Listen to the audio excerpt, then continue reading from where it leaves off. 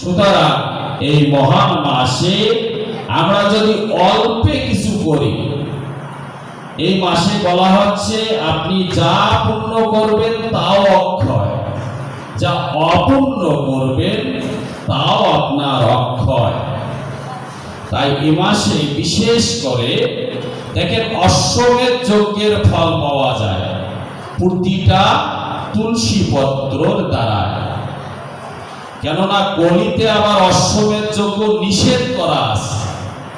আমাদের শাস্ত্রে বলা হচ্ছে যে অশ্বমেধম গবালম্বম সন্ন্যাস পরপৈতৃকম দেবরেণ সুতোৎপত্তি কলৌ পঞ্চ বিবর্জয়েৎ।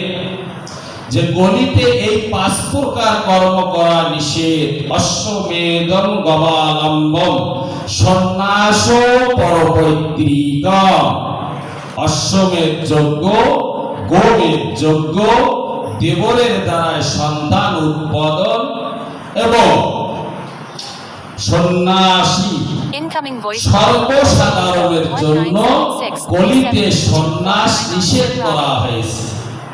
তাহলে কি করে আমরা ধর্ম পাবো, কি করে ধর্ম করব?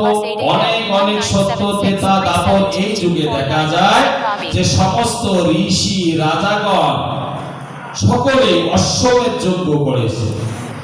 এক তো শাস্ত্রে করা নিষেধ, আর দ্বিতীয়ত হলো যে আমরা যে অশ্বমেধ যজ্ঞ করব, এই যজ্ঞ করার যে অর্থের প্রয়োজন তাও আমাদের নেই।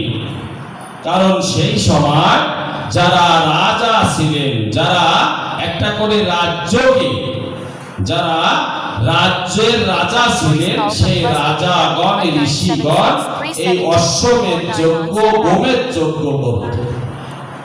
তো সেই ভগবান কৃপা পরশ হয়ে এই কলিতে যদি একটু ভক্ত বেশে তুলসী পত্র আমরা গোবিন্দ জনার্দনকে অর্পিত করি, তাহলে যত সংখ্যক পত্র দেওয়া যায় তত সংখ্যক অশ্বমেধ যজ্ঞের ফল প্রাপ্ত করা যায়, এতে কোনো সন্দেহের কারণ নেই।